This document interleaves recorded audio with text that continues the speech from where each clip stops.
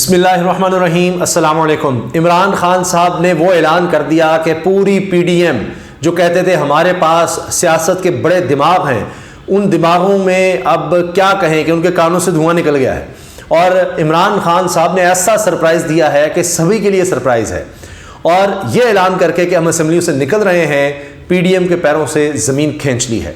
اگر کسی کو یہ لگتا ہے کہ جناب نہیں کوئی فرق نہیں پڑتا، تو آپ صرف حکومت کے لوگوں کے بیانات دیکھ لیجئے، ان کے ماتھوں پر پسینہ آ چکا ہے، اور عمران خان صاحب نے یہ کہہ کر کہ جی اسمبلیوں سے ہم نکل رہے ہیں، اب پریکٹیکلی نظر آ رہا ہے کہ اب معاملہ الیکشن کی طرف ہی جا رہا ہے، حکومت کچھ نہیں کر سکتی۔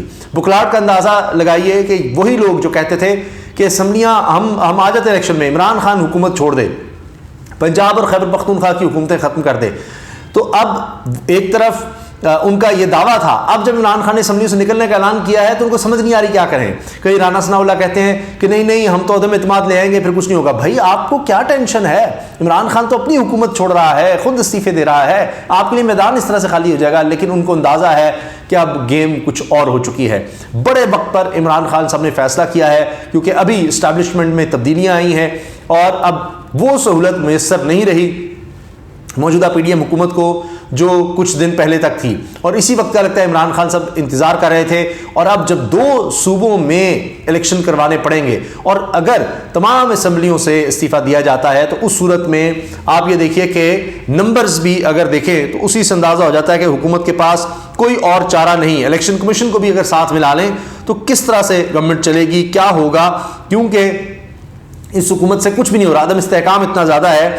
آپ صرف یہ نمبر دیکھیے کہ کل 859 نشستوں پر براہ راست انتخابات ہوتے ہیں۔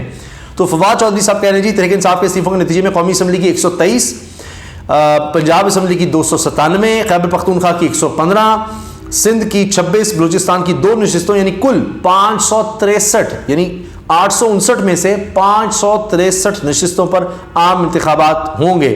تو آپ اندازہ لگا لیجئے کہ یہ لگ بھگ کوئی 300 کے قریب صرف باقی رہ جائیں گی، تو 563، اور یعنی اس سے دگنی جو ہیں وہ خالی ہو چکی ہوں گی، تو پھر عام انتخابات کے علاوہ چارہ کیا رہ جائے گا۔ اچھا، دوسرا حل یہ کہ جناب ان 2 اسمبلیوں میں الیکشنز کروا لیے جائیں، تو وہاں پر تو پھر 5 سال کے لیے عمران خان صاحب کی 2 میں ہوگی، اور جب جنرل الیکشن ہوں گے تب دیکھی جائے گی۔ تو ہر صورت عمران خان صاحب نے ایسا پتہ کھیل دیا، کمال کر دیا ہے۔ اور پھر دیکھیے کہ اسمبلی ان سیشن ہے، تو جو حکومت کا خیال ہے عدم اعتماد لے آئیں گے، چونکہ اس کا مطلب ان کو بکلاہٹ ہے، ان کو پتہ ہے کہ اگر اسمبلیوں سے عمران خان نکل آتا ہے تو ہماری کہانی ختم، ورنہ وہ کہیں کہ اچھا استعفے دے رہے ہو، قومی اسمبلی سے بھی دیے تھے، نکل جاؤ، کوئی مسئلہ نہیں، کریں نہیں ہم عدم اعتماد لے آئیں گے تاکہ اسمبلیاں تحلیل نہ ہو سکیں، اسمبلیوں کو کوئی ڈسٹرب نہ کر سکے۔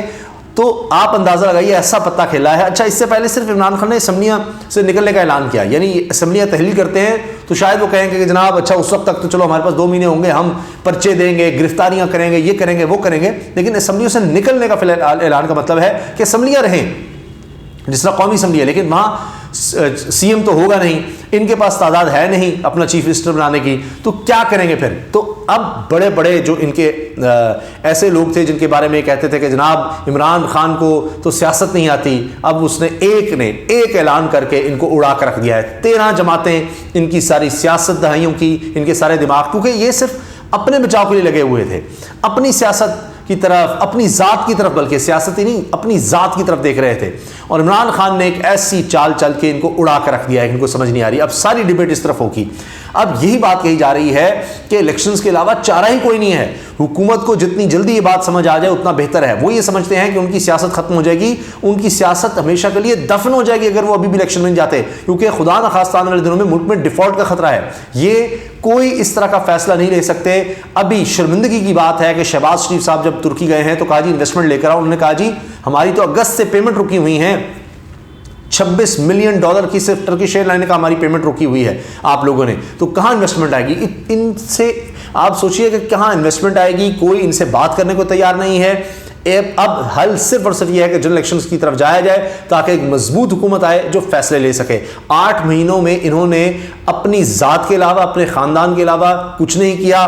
نیب کا خاتمہ کر کے، کیسز ختم کر کے، بریت کروا لی، سب کچھ کروا لیا، لیکن عوام کو کچھ نہیں دیا، عوام کے لیے صرف تکلیف اور مسائل۔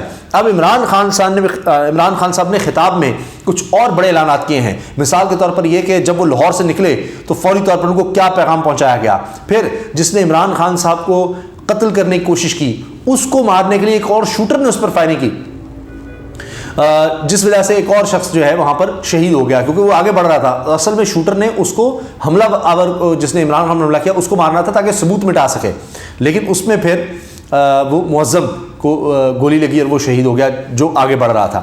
اب عمران خان صاحب نے کہا ہے کہ اب ہم نے اس نظام کا حصہ نہ رہنے کا اور اسمبلیوں سے نکلنے کا فیصلہ کیا ہے، جس کی تاریخ کا اعلان پارلیمانی پارٹی سے مشاورت کے بعد کیا جائے گا۔ تو اب پی ڈی ایم کی الٹی گنتی شروع ہو چکی ہے، بہت سے لوگ کہہ رہے ہیں مارچ یا اپریل میں الیکشن ہوں گے، تو اس لحاظ سے اس حکومت کے پاس زیادہ سے زیادہ 1 مہینہ رہ گیا ہے، اسی لیے نواز شریف ہوں، مریم صاحبہ ہوں، وہ واپس نہیں آ رہے، ابھی تک انہوں نے اعلان نہیں کیا، نہ ہی حمزہ شہباز صاحب کے بھائی اور شہباز شریف صاحب کے بیٹے سلمان شہباز آ رہے ہیں، جبکہ ان کی حکومت ہے، ان کے والد صاحب کی حکومت ہے، وہ نہیں آ رہے۔ شہباز شریف کے دماد علی عمران نہیں آ رہے، جب وہ پتہ ہے کہ اب ہماری حکومت ہے، سب بریت، سب کچھ ہم کروا رہے ہیں سب، لیکن وہ نہیں آ رہے۔ اسحاق ڈار صاحب کے بیٹے نہیں آ رہے یہاں پر کہ جی پتہ نہیں کیا ہو جائے گا، تو اب تو لگ رہا ہے کہ بیگ پیک کر کے ان کو کسی بھی وقت نکلنا پڑے گا۔ آج راولپنڈی میں جو جلسہ تھا پاکستان میں اگر دیکھا جائے، تاریخ میں دیکھا جائے، راولپنڈی کے حوالے سے انٹرنیشنل آرگنائزیشنز یہ کہہ رہی ہیں کہ کوئی سڑک خالی نہیں تھی راولپنڈی کی، ایسے مناظر راولپنڈی کی تاریخ میں نہیں دیکھے گئے، کیونکہ جو جلسہ گاہ تھی اتنے لوگوں کے لیے بالکل بھی وہ کافی نہیں تھی، بہت زیادہ ناکافی تھی، اور اسی وجہ سے سب سڑکیں بھری ہوئی تھیں، ارد گرد بڑی ہوئی تھی۔ آپ گوگل پہ دیکھ لیجئے کہ ابھی جب آپ ویڈیو دیکھ رہے ہوں گے تو شاید ابھی لوگ نکل نہیں رہے ہوں گے، جبکہ کئی گھنٹے گزر چکے ہوں گے اس لانگ مارچ کو ختم ہوئے، تو آپ کو گاڑیوں کا پتہ لگ جائے گا کہ گوگل پہ وہ نظر آ رہا ہوتا ہے کہ کتنی زیادہ ٹریفک، کہاں کہیں ٹریفک جام ہو تو اس سے پتہ لگ جاتا ہے۔ کئی کلومیٹر طویل آپ دیکھیے کہ لوگوں کی گاڑیاں اور اتنی بڑی تعداد میں پورے پاکستان سے لوگ آئے۔ اب جلسہ تو فیض آباد میں ہونا تھا، لیکن انتظامیہ کی ہدایت پر پی ٹی آئی نے جلسہ گاہ کا مقام تبدیل کر کے رحمان آباد کیا۔ عمران خان کی جلسہ گاہ آمد پر سینیٹر فیصل جاوید آبدیدہ بھی ہوئے اور انہوں نے جذباتی انداز میں عمران خان کو خراج تحسین پیش کیا، ان کے آنسو نکل آئے، رونے لگ گئے تھے۔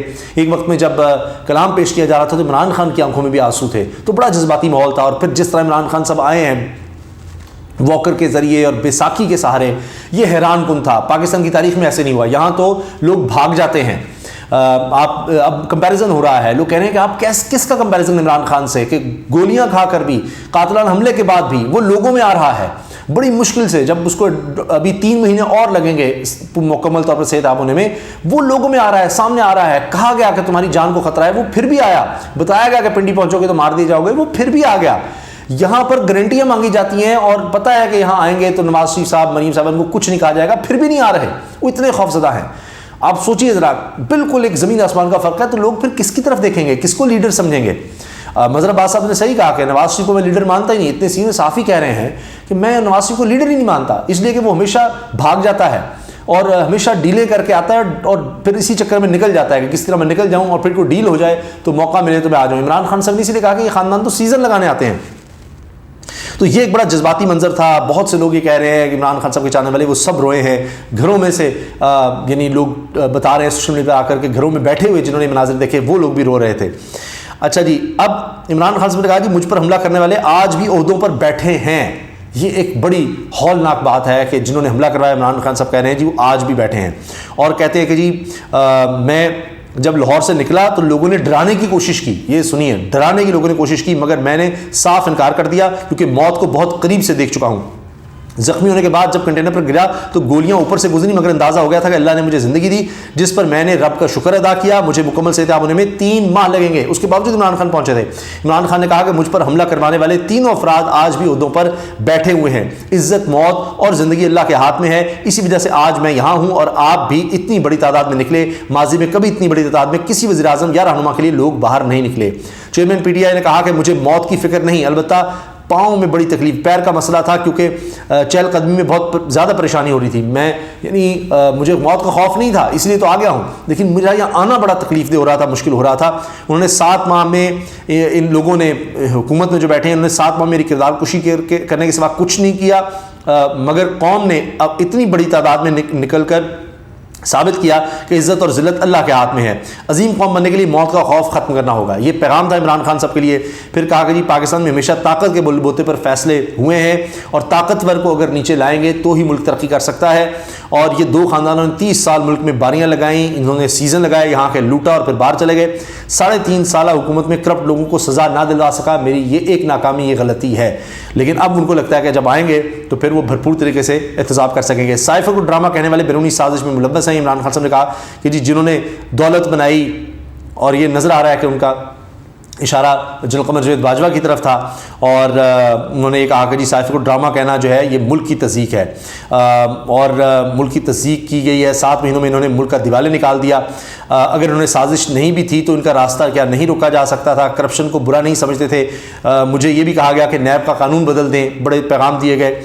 تو اب جنرل قمر جاوید باجوہ کے حوالے سے میں آپ سے عرض کر دوں کہ ان کا جو آخری خطاب تھا وہ شہداء اور جو یوم دفاع ہے, یوم دفاع اور یوم شہداء, اس تقریب میں تھا. اور بول نیوز وہ واحد چینل ہے پاکستان کا جس نے army chief general Qamar Javed Bajwa کی وہ تقریر نہیں دکھائی. پورا فنکشن دکھایا, سب کچھ دکھایا, ایک ایک چیز. جیسی وہ تقریر ختم ہوئی جنرل قمر جاوید باجوہ کی تو فوراً دوبارہ وہ تقریب دکھائی, لیکن باجوہ صاحب کا خطاب نہیں دکھایا گیا. اس سے پہلے تمام تقریب اور اس کے بعد ساری تقریب. یہ صرف اور صرف بول نیوز ہے جس نے یہ کیا کہ ساری تقریب دکھائی سوائے جنرل قمر جاوید باجوہ کی تقریر کے. تو یہ بڑا ایک اہم پوائنٹ ہے. بہرحال عمران خان صاحب نے کہا جی جس گولی سے معظم کی ہلاکت ہوئی وہ شوٹر کو مارنے کے لیے تھی, یعنی وہ جس نے مجھے شوٹ کیا اس کو مارنا چاہ رہا تھا وہ شوٹر. تو 3 ٹوٹل تھے, ایک وہ جس نے گولی چلائی عمران خان صاحب پر, ایک جو گولیاں دوسری چلا رہا تھا جو اوپر سے گزری, اور تیسرے نے اس شوٹر کو مارنے کی کوشش کی جو معظم کو جا کے لگی اور وہ شہید ہو گیا. پھر عمران خان صاحب نے کہا جی انصاف کی بالادستی قائم کرنی اور اداروں کو آئینی حدود میں رہنا ہوگا. ملک میں انصاف ہوگا تو قبضہ گروپ ختم ہو جائیں گے. 75% پاکستانی نئے الیکشن چاہتے ہیں. الیکشن اگر 9 ماہ بعد ہوئے تب بھی ہم ہی جیتیں گے. انتشار کی وجہ سے اسلام آباد انہوں نے کہا جی میں نہیں جانا چاہتا, ہم نے تمام اسمبلیوں سے نکلنے کا فیصلہ کیا ہے. رانا ثناء اللہ کہاں ہو, سامنے آ جاؤ. یہ شیخ رشید صاحب نے جناب اپنی تقریر میں کہا کہ آج دیکھ لو لوگوں کا سمندر کتنا بڑا ہے. تو یہ جناب آج کا احوال ہے. عمران خان صاحب نے بڑا پتہ کھیل دیا ہے, شو کروا دیا ہے, اور حکومت جس کے پاؤں 8 مہینے میں نہیں جم سکے تھے اب تو وہ پھسل چکی ہے. اور اب آپ نوٹ کر لیجئے کہ میں نے پہلے بھی کہا تھا کہ الٹی گنتی شروع ہو چکی ہے, اور اب اسی اعلان کے بعد جس طرح پسینے چھوٹے ہیں سمجھ نہیں آ رہی کیا کرنا ہے, اس لیے منت سماجت کر رہے ہیں کہ جی آجو ہم سے مذاکرات کر لو. لیکن لگتا ہے کہ عمران خان صاحب نے سوچ لیا ہے کہ نہیں. انہوں نے کہا ہے کہ اس کرپٹ ترین سسٹم کے تحت ہم نہیں چل سکتے, ملک متحمل نہیں ہو سکتا. اس طرح سے اتنے کرپٹ ترین لوگ, سب سے بڑے ڈاکو 1100 ارب روپے کا جنہوں نے ڈاکہ مار دیا وہ بیٹھے ہوں. اور اب تو لوگوں کو یقین آ گیا جو پہلے عمران خان کی بات نہیں مانتے تھے کہ نہیں کرپشن کو چھوڑیں جناب, معیشت کو دیکھیں. تو ثابت ہو گیا کہ جب یہ آئے 8 مہینے میں انہوں نے کرپشن پر آنکھیں بند کر لیں اور زیادہ کرپشن کی, تو اب دیکھیے ملک تباہی کی طرف 8 مہینوں میں کتنا گیا ہے. تو اس کا مطلب ہے اگر واقعی کرپشن کو آپ کنٹرول کریں گے, قانون کی حکمرانی کریں گے تو حالات شاید بہتر ہوں گے. ورنہ ان کے پاس تو سب کچھ ہے, وسائل بھی ہیں ان کے. انہوں نے کہا جی ہمارے پاس ہمارے معاشیات سب کچھ ہے. تو 8 مہینے میں پھر ملک کو اس نہج تک لا گیا کہ اب سب کہہ رہے ہیں کہ فوری طور پر جتنی جلدی ہو سکے جنرل الیکشن کی طرف جائیں, ورنہ ملک دیوالیہ ہونے کی طرف جا چکا ہے. اللہ حافظ.